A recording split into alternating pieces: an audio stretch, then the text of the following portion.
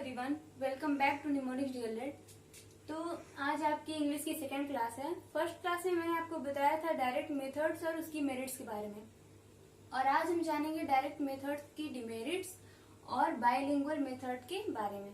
तो चलिए शुरू करते हैं।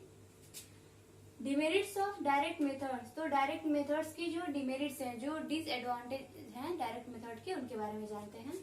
फर्स्ट है reading and writing skills are not developed. जो इस मेथड की जो सबसे बड़ी कमी है इसमें जो है रीडिंग और राइटिंग स्किल्स डेवलप नहीं होती हैं।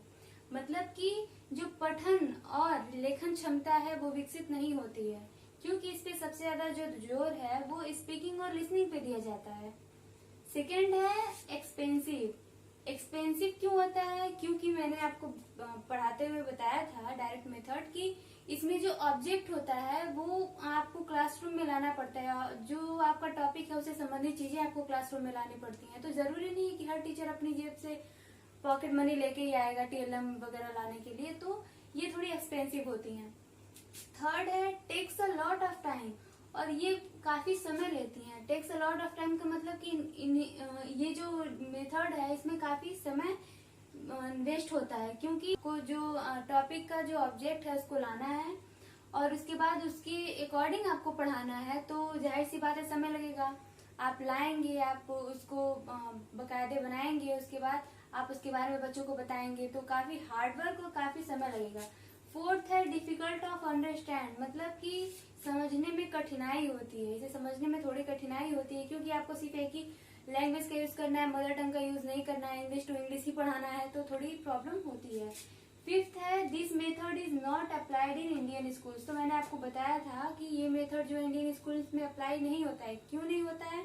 क्योंकि इस मेथड में पहली बात तो ग्रामर का कोई रोल नहीं होता है, ग्रामर के किसी रूल का कोई रोल नहीं होता है। आप जैसे चाहे वैसे इंग्लिश बोल सकते हैं बिना किसी रूल को फॉलो किए। और हमारे यहाँ का जो हमारे स्कूल्स मतलब इंडियन स्कूल्स का जो ग्रामर होता है वो पूरा जो ग्रामर का रूल होता है वही अप्लाई होता है, तो इसलिए ये जो मेथड है वो इंडियन स्कूल्स में अप्लाई नहीं होता है।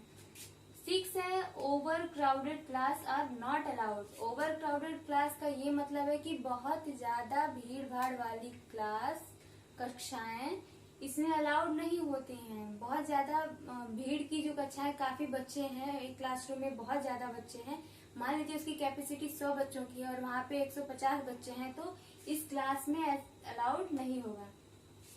तो डिमेरिट्स के बारे में आपने जाना। अब चलते हैं हमारे नेक्स्ट मेथड के बारे में, जो कि है बाइलिंगुअल मेथड। बाइलिंगुअल मेथड, जैसा कि आपको इसके नाम से पता चल रहा है, बाइलिंगुअल मतलब द्विभाषिक।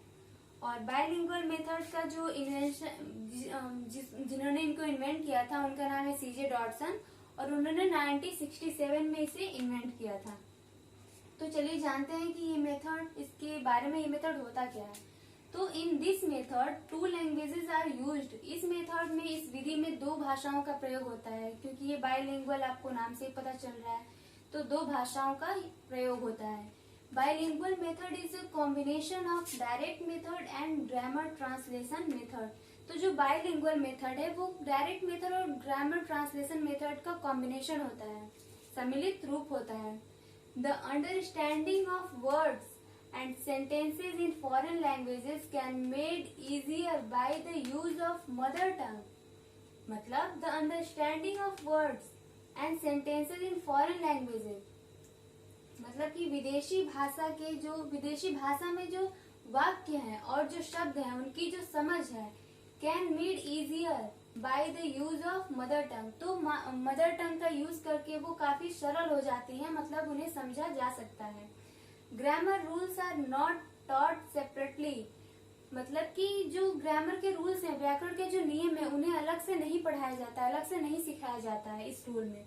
इन this method 3 things are most important. इस मेथड में 3 चीजें जो है वो बहुत महत्वपूर्ण है, वो है प्रेजेंटेशन प्रदर्शन, प्रैक्टिस अभ्यास, एंड रिजल्ट और परिणाम। उसके बाद जानते हैं मेरिट्स के बारे में। बाइलिंगुअल मेथड्स की मेरिट, ये भी इम्पोर्टेंट है आपके एग्जाम के दृष्टिकोण से, क्योंकि मेरिट्स तो बार बार पूछा है और पूछता भी है, तो आप लोग तैयार कर लीजिएगा। तो चलिए जानते हैं बाइलिंगुअल मेथड्स की कुछ मेरिट्स। फर्स्ट है audio visual aids are not compulsory. इस मेथड में, इस विधि में जो श्रव्य दृश्य सामग्री है वो कंपल्सरी नहीं है, वो जरूरी नहीं है। सेकंड है linguistic habit are formed here, तो यहाँ पे भाषा संबंधी जो आदतें हैं, भाषा संबंधी जो आपकी हैबिट है वो फॉर्म होती है, मतलब डेवलप होती है। थर्ड है एक्यूरेट, एक्यूरेट का मतलब है कि सटीक, और लेस कॉस्टली मतलब कि कम खर्चे वाला। कॉस्टली ज्यादा नहीं है, क्योंकि आपने डायरेक्ट मेथड की में देखा था कि काफी एक्सपेंसिव है, तो वहाँ पे काफी एक्सपेंसिव इसलिए होता है क्योंकि वहाँ पे ऑब्जेक्ट लाना पड़ता है, लेकिन यहाँ लेस कॉस्टली मतलब कम खर्चे वाला है, एंड टाइम सेविंग और समय की बचत करता है। फोर्थ है no need a trained teacher, तो जो है कि इस मेथड्स को पढ़ाने के लिए, मेथड्स को बताने के लिए no need a trained teacher, किसी ट्रेंड टीचर की जरूरत नहीं पड़ती है। फिफ्थ है फोकस ऑन स्पीच प्रैक्टिस, में आपका जो फोकस है वो स्पीच प्रैक्टिस पे होना चाहिए, मतलब स्पीच भाषणी अभ्यास पे होना चाहिए, बोलने के अभ्यास पे होना चाहिए आपका मेन फोकस। तो अब जानते हैं तो कुछ डिमेरिट्स के बारे में। तो demerits of bilingual method, bilingual methods की डिमेरिट्स। तो फर्स्ट है the teacher must be fluent in both the languages in order to make the concept clear, तो जो शिक्षक है वो मस्ट बी फ्लुएंट मतलब कि निपुण होना चाहिए इन बोथ द लैंग्वेजेस, दोनों भाषाओं में, क्योंकि बाइलिंगुअल मेथड आपको पता ही है कि दो भाषाओं का कॉम्बिनेशन है, तो आपको द्विभाषिक है, तो इसके लिए जो शिक्षक है, जो पढ़ाने वाला है, जो शिक्षक है, उसे दोनों भाषाओं में निपुण होना चाहिए। In order to make the concept clear, ताकि जो कॉन्सेप्ट है उसे क्लियर किया जा सके, तो इसके लिए शिक्षक दोनों भाषाओं में निपुण होना चाहिए। सेकेंड है स्टूडेंट में develop the dependency on their mother tongue, तो ये सबसे बड़ी जो डिमेरिट है इसकी कि स्टूडेंट्स में develop the dependency on their mother tongue, तो जो स्टूडेंट्स हैं में डेवलप द डिपेंडेंसी मतलब वो अपनी जो मदर टंग है उस पर निर्भर हो जाते हैं, उस पर ही निर्भरता विकसित करते हैं, तो वो इससे ज्यादा वो किसी और मतलब जो दूसरी भाषा उस पर ध्यान नहीं देते हैं, वो उन्हें इजी लगता है अपनी मदर टंग को समझना, तो वो उसी पे निर्भर होते हैं। थर्ड है रीडिंग एंड राइटिंग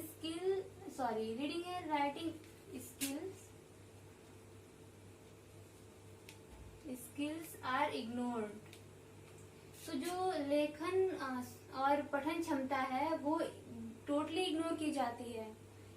ये आपके डायरेक्ट मेथड में भी था और आपकी ये बाइलिंगुअल मेथड के डिमेरिट में भी है। फोर्थ है the students become passive, passive का मतलब होता है निष्क्रिय, तो जो स्टूडेंट्स है वो निष्क्रिय हो जाते हैं, वो रुचि नहीं लेते हैं कक्षा में। तो ये रही आपके बाइलिंगुअल मेथड्स की डिमेरिट्स। बाइलिंगुअल मेथड्स के बारे में आपने जाना और डायरेक्ट मेथड्स की डिमेरिट्स के बारे में भी आपने जाना, तो आई होप आपको समझ में आ गया होगा। तो इससे आगे कल हम बात करेंगे ग्रामर ट्रांसलेशन मेथड्स के बारे में। तो आपकी अगर इससे रिलेटेड आपका कोई क्वेश्चन हो तो आप नीचे कमेंट बॉक्स में कह सकते हैं, आपके क्वेश्चन का जवाब दिया जाएगा। Thank you.